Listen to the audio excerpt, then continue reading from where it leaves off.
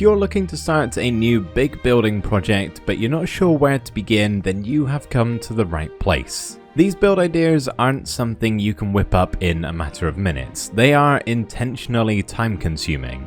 Sometimes we just want a big project to work on over the course of a few days, weeks, or even months. It depends on how far you want to take it, I suppose. All of these builds are ones that I've thoroughly enjoyed the process of and will most certainly keep you busy. First up is a full-blown rollercoaster ride on a minecart. This was once just a random mushroom island I found in the middle of the ocean and turned it into a multi-biome theme park, except this theme park just has the one ride. I sectioned off multiple parts of the island and transformed each piece to look like a specific biome and chucked in some decorations too. Not before leading a minecart rail all the way around full of twists and turns, ups and downs, even some slow parts to take a look at the surroundings. Now, it's not to say you need to build all of this custom terrain when you make a roller coaster. You can literally just build the coaster itself through the regular Minecraft world and have it be more of a train ride. Or even build a track going around your own base so you can take a tour of everything you've built. Which nicely leads me on to my second idea of constructing a mega base. This one might be a given, but I do think it's worth a mention. Having a project to chip away at that's also the centerpiece of your world and where you live can be really cool to see the progression. I wouldn't say this one build is exactly my mega base, as everything I built over these mountains is a part of it and have their uses, but it is the biggest and has all of my important stuff like my storage, my bed, and my dog.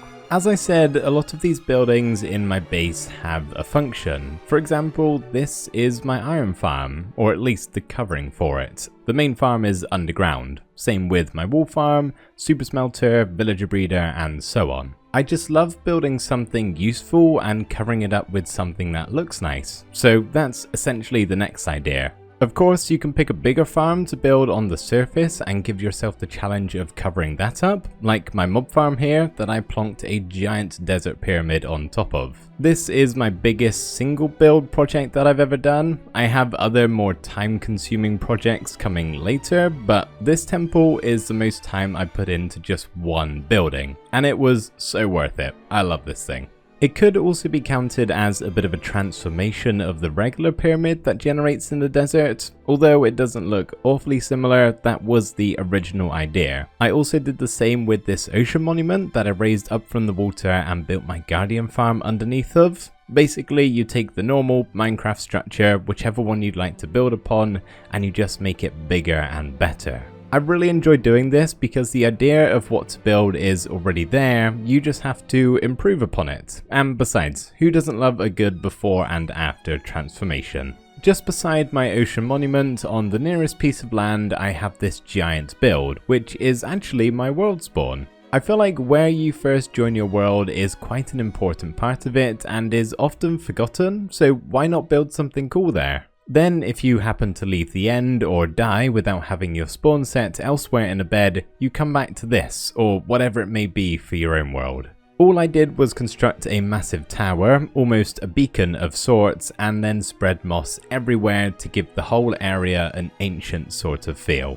This next idea is something I would really like to try again, just at a much bigger scale. Very simply, it's just a bridge, that's it. This is my big old wooden bridge that connects two parts of my mountain base that aren't all that easy to walk between given the natural terrain, until I built a bridge there, of course. This is probably one of the smaller ideas of the video, despite the size of it, I know, but it doesn't have a set limit. Like I said, I want to try something bigger and you can too. Maybe even incorporate one of the other ideas like the roller coaster minecart track and have it be how you get from one place to another in your world. Something like this is really great for adding immersion because realistically, people don't just zoom around on elytras all of the time. Here's another one of my bridges. This one is a little bit smaller, but it does lead to my next big project, which is a villager trading hall. Emphasis on the hall part. You could set up some villager trades in a makeshift hole in the ground and it would work just as well where efficiency is concerned.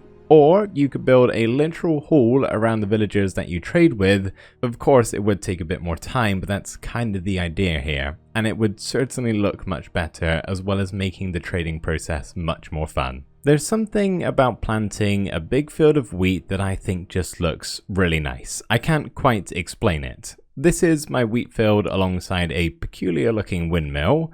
Although this is a lot of crops, way more than I'd ever want to harvest by hand, it obviously can be way bigger. I'd love to create a giant farming area with multiple fields of different crops, a few farmhouses dotted around, cows grazing on grass, tractors working away, essentially creating a beautiful countryside landscape. One day I may tackle that build, and when I do, you can know that you were one of the first to hear about it. But for now, feel free to take my idea into your own world. You know what would make that even better? Building a castle off in the distance overlooking all of the farmers' fields, like something out of a fairy tale. I can't say that I've ever made a giant castle before in Minecraft, but I have created a few fairly large ones before, and they are always really fun. I know a castle is a bit of a basic Minecraft build, a bit overdone perhaps, but there's got to be a reason why so many people make castles in this game. So why not find out and give it a go for yourself? Perhaps you're looking for a new project that isn't only about building. Maybe you want a bit of adventure sprinkled in there too. How about obtaining collectibles and building somewhere to keep them? This could be a museum of sorts to showcase whatever it is that you found. For example, this is my armor trim building. I went on a long expedition to find all of the armor trims when 1.20 came out, and eventually I got them all and wanted to display them with pride, so I set this up and placed a whole bunch of armor stands inside with all of the different patterns that you can get. Something like this is a nice visual way to show off valuables rather than just shoving them away in a chest. Here's a similar idea with a bit more emphasis back towards the building. Essentially, it's taking something that already exists in the game and building around or upon it. That's pretty vague, I know, so let me just give you an example of something similar I've done. I was obviously smitten with exploring 1.20 when it released, because not only did I go searching for all of the armor trims, but I also went to find a trail ruin.